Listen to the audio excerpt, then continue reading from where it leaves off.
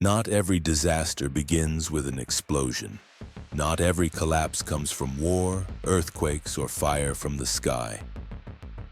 In human history, the darkest moments often start with something much smaller: silence. A world where people still live, still work, still laugh, but goodness is no longer encouraged and evil is no longer restrained. A world where sin no longer shocks anyone, where wrongdoing no longer brings shame, and where returning to Allah is treated as unnecessary. In that kind of world, collapse has already started, even if the sky shows no sign at all. People always assume catastrophe will be announced by dramatic warnings, but they forget that in Allah's plan, the most dangerous sign is not when the world shakes, but when the human heart stops shaking. When advice is treated like an inconvenience, even when reminders are labeled judgment. When truth becomes something people cannot stand to hear. At that point, humanity is not standing on the edge. They crossed it a long time ago. Welcome to Prophetic History Explained. This is not just a place to retell old stories. This is where we face truths that history, religion, and even the human soul often tries to avoid. There is a dangerous illusion that has followed humanity for thousands of years: the illusion of safety. People look at the power they hold, the knowledge they have stored up, the achievements that make the world bow, and they tell themselves everything is under control. They call it progress. They call it civilization. But in the Qur'an and in the history of nations that were erased, Allah calls it a delay. And a delay was never a guarantee, and it is simply the last stretch of time given before reality is exposed. No civilization collapses on the day it is strongest. It collapses on the day it believes it cannot fall, on the day it stops asking whether Allah is pleased with it, on the day it starts treating protection as automatic instead of a mercy that can be withdrawn. And then the most dangerous threat is no longer outside. It is blindness on the inside. In a world like that, Allah once set down a proof that history cannot deny. He gave unmatched power to a single man, not to show off strength, but to prove that power, when placed under tawhid, can become a tool of justice instead of destruction. But before that name is spoken, before the journeys from east to west are told, what matters most is the world he stepped into. A world that looks a lot like ours today. A world convinced it is moving forward while it is actually drifting away from the moral boundaries Allah set. When goodness is no longer encouraged, society does not collapse overnight. It simply loses the ability to protect itself. When evil is no longer restrained, it does not explode in a single night. It slowly becomes normal. And when people stop fearing what it means to turn away from Allah's commands, they do not realize what is disappearing is not just faith. What is disappearing is the invisible wall that once protected them from the most devastating consequences of history. The Qur'an does not tell stories for entertainment. It repeats stories because human memory is short. Every time a nation forgets why it was protected in the first place, it moves closer to the moment that protection is taken away. And when Allah withdraws His protection, no technology, no army, no system is strong enough to replace it. If you are listening and you feel uneasy, that is not random. That unease is the question this story wants to place in front of you. Is our world living inside Allah's delay? And if that delay ends, will we be on the side that is protected or the side that has to face the bare truth? Before we continue, subscribe to Prophetic History Explained to support us. Every subscription helps these stories reach more people, and it helps us keep digging into history, warnings, and truths humanity cannot afford to ignore. Because what comes next is not only about someone in the past, it is about a world moving dangerously close to a line that many civilizations crossed before and never returned. In human history, power is rarely given to those who truly understand it. Most people who hold authority treat it like a reward, like proof of their worth. like evidence they deserve to stand above others. But in Allah's plan, power was never a reward. It has always been a test. And Dhul Qarnayn is one of the rare proofs that a human being can pass that test without letting it destroy his heart. The Qur'an does not tell us his real name. It does not pin down exactly where he was born, which dynasty he ruled, or what descendants he left behind. Dhul Qarnayn is not presented like a standard historical figure. He is presented as a moral model. What is emphasized is not who he was, but how he acted when Allah gave him resources that few people in history have ever held. Allah gave him the ability to achieve what he set out to do, opened roads before him that others could not travel, and placed in his hands a strength that could make the world submit. But what made him different was not what he possessed. It was what he never claimed as his own. Every step Dhul Qarnayn took was tied to a clear awareness that power did not belong to him. It was only placed in his hands for a time. So he did not use strength to show off, and he did not use victory to feed arrogance. When he entered new lands, he did not arrive with empty promises or blind intimidation. He arrived with a simple, uncompromising principle. Justice does not bend for the weak or the strong, and every action will return to Allah. Some people, once they gain authority, start believing they get to decide who deserves ease and who deserves suffering. Dhul Qarnayn did not fall into that trap. He understood his role was not to replace Allah, but to enforce the limits Allah set. So he clearly distinguished between those who insisted on wrongdoing and those who wanted reform. To those who did good, he promised fair treatment and ease. To those who stubbornly clung to corruption, he pointed to a punishment greater than anything he could deliver, not from his own hand, but from their final meeting with their Lord. The greatest difference in Dhul Qarnayn was not on the battlefield. It was in the moments no one could see. When he stood at the peak of power where a single nod could change the fate of thousands, he did not forget his true position before Allah. That showed most clearly in how he approached sacred signs. Even as a ruler with reach across the world, he did not allow himself to stand above the traces of those who walked the path of tawhid before him. He understood that power, if it is not anchored in humility, becomes a fast road to destruction. Dhul Qarnayn was also given knowledge beyond what the eyes can see. He did not understand the world only through force and armies, but through a deep awareness of what trial really is. He knew Allah can open light and also cover with darkness. And because he understood that, he never confused his achievements with permanence. He did not build his rule on fear, but on a temporary stability Allah allowed. That matters because Dhul Qarnayn did not live in a peaceful era. He saw human chaos, and he saw communities too weak to face threats far beyond them. But instead of exploiting that fear to strengthen personal control, he saw an amana. And the power Allah gave him was not meant to turn him into a symbol of domination. It was meant to make him a tool of protection within the limits Allah allowed. That is why every journey Dhul Qarnayn made was not only a geographic campaign. It was a moral journey. He moved through lands not only to expand borders, but to prove that justice can still exist in the hands of a person with overwhelming authority. He proved that power does not have to make a person brutal, and strength does not have to come with pride. In a world where most rulers let authority shape their identity, Dhul Qarnayn is a frightening exception. Frightening not because he was strong, but because he did not let strength eclipse his awareness of Allah. And that wakefulness is exactly why he was given a responsibility no ordinary king could carry. And because before anyone can stand between humanity and a catastrophe of global scale, that person must defeat an enemy far more difficult: arrogance inside their own soul.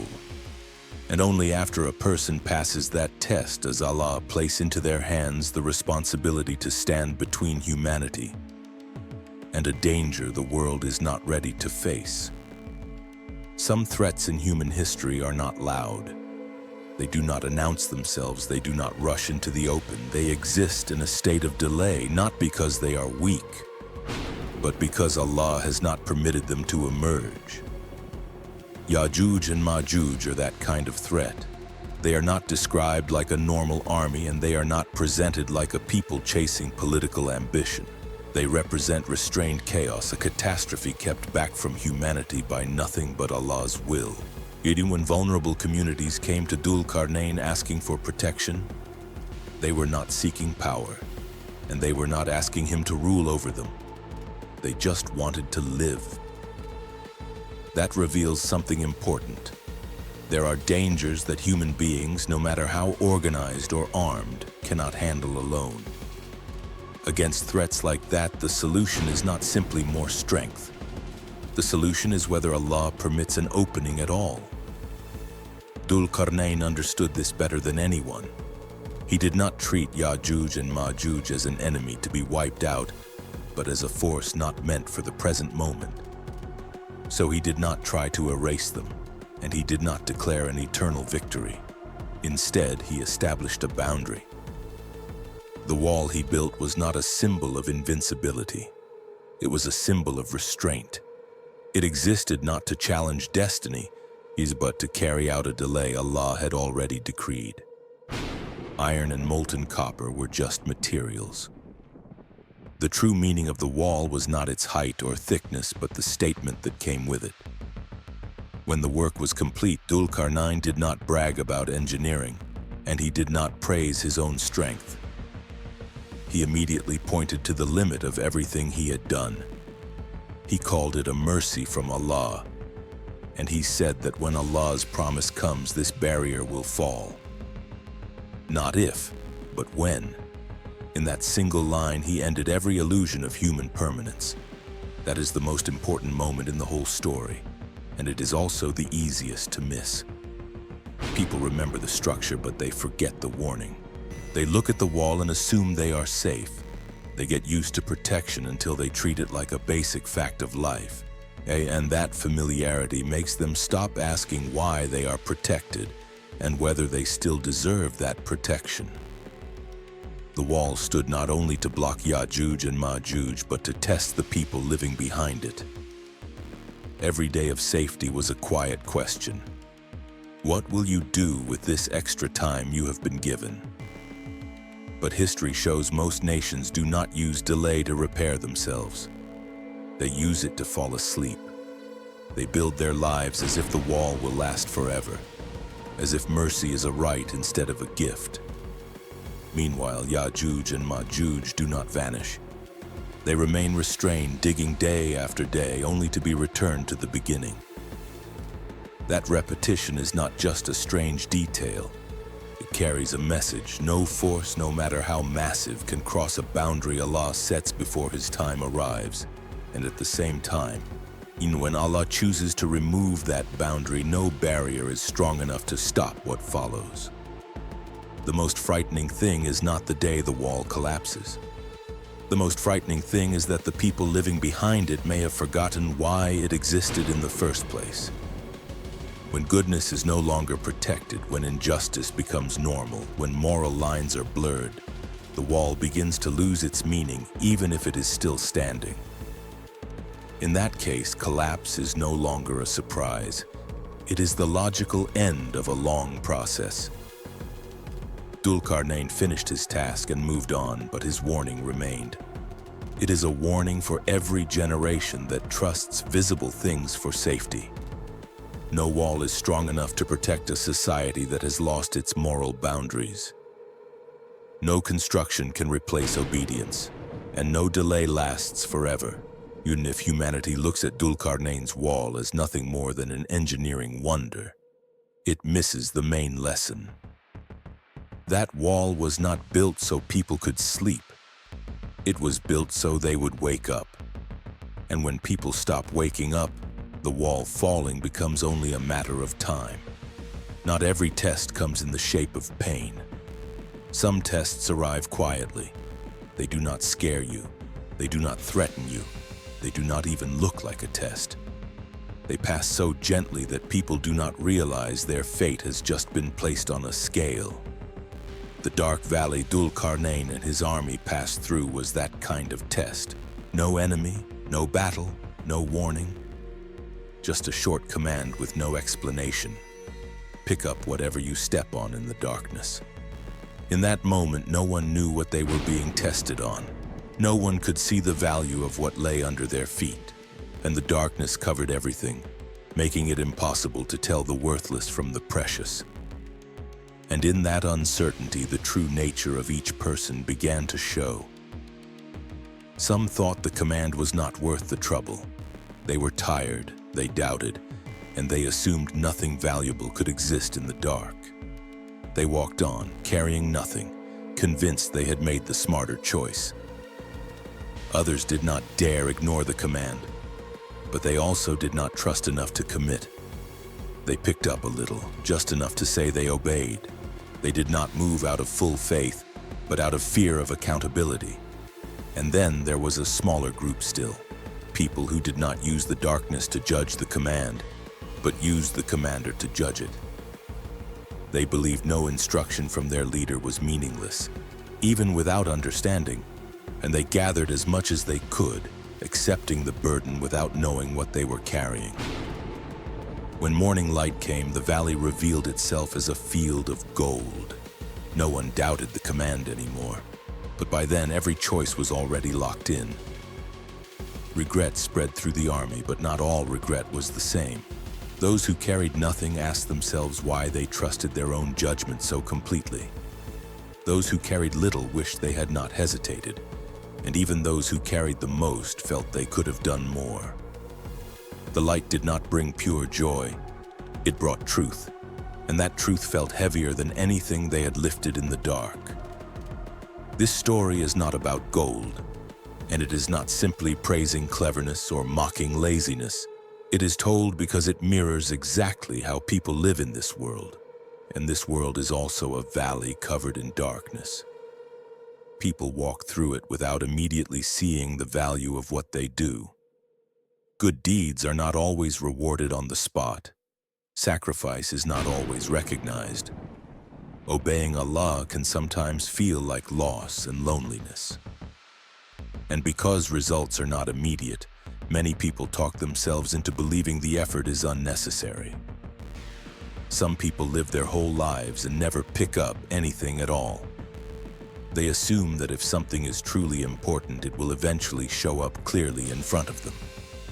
They wait for proof, they wait for reward, they wait for validation. But the darkness of this world does not work that way.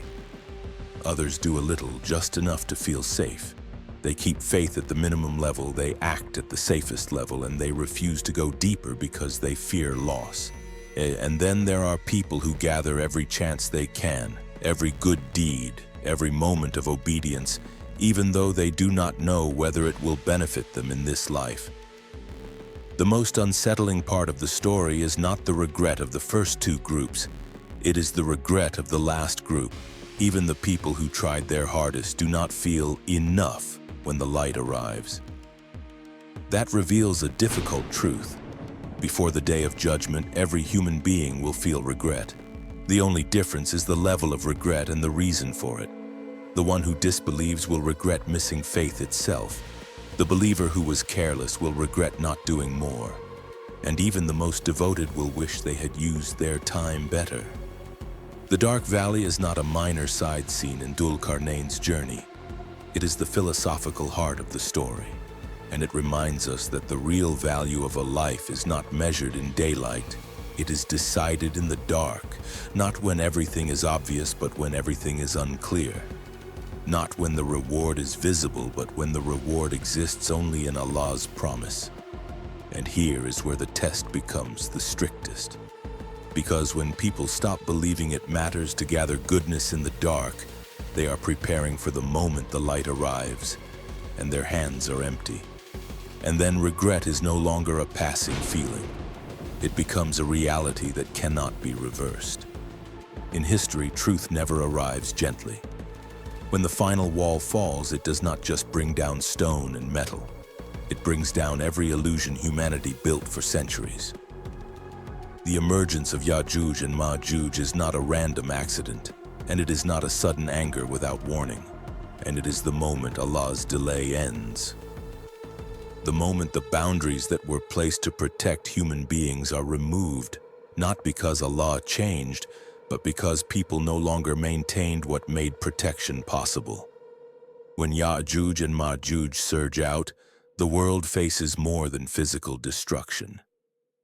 The first thing to collapse is moral order. What was once unthinkable becomes normal. What was once warned against is no longer mentioned by anyone. People realize they lived too long inside a false sense of safety, assuming there would always be a wall between them and consequences. But when the wall is gone, they are forced to face themselves with no cover left. In that moment, humanity understands that Yajuj and Majuj are not the real cause of catastrophe. They are the final result, the result of treating goodness as optional, of tolerating evil, of erasing Allah's boundaries one small step at a time. When destruction arrives, it does not arrive from outside. It arrives as the final outcome of emptiness inside a world that lost the ability to correct itself.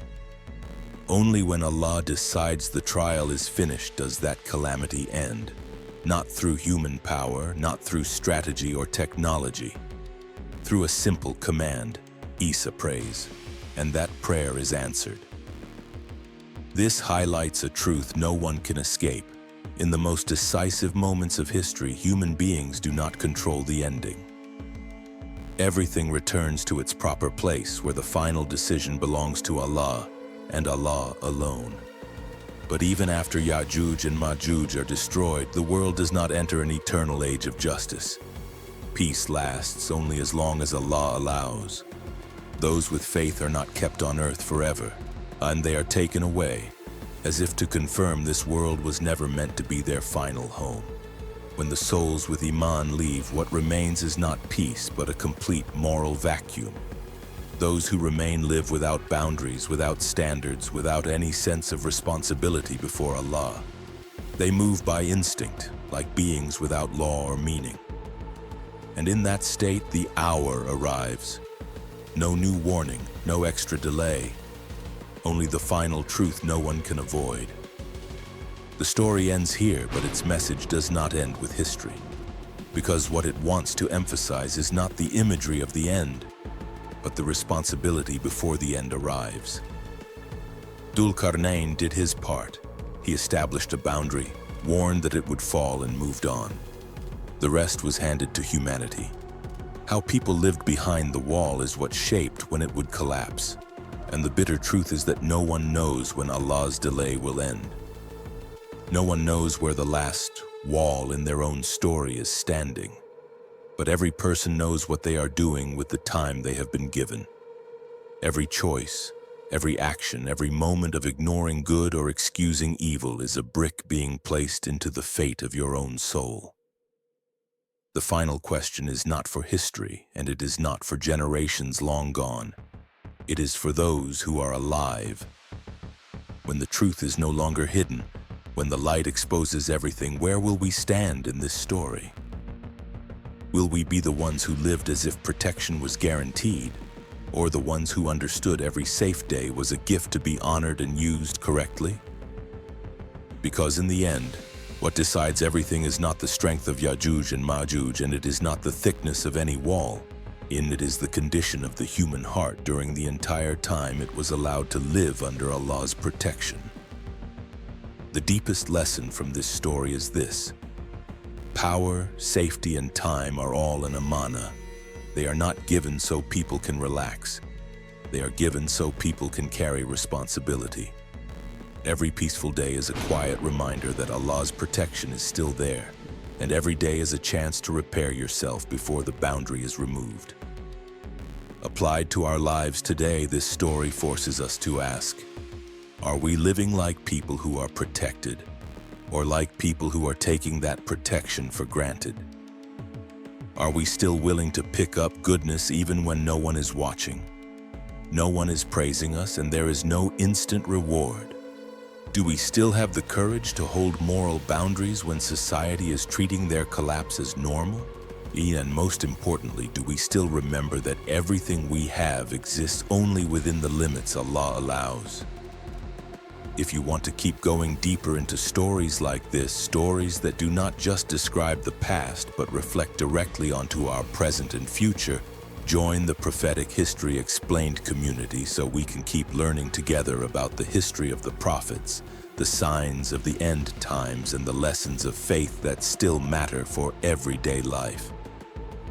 And do not forget to subscribe to support us. Every subscription gives us the strength to keep bringing content that is deeper, more honest, and more necessary for a world that desperately needs to be reminded.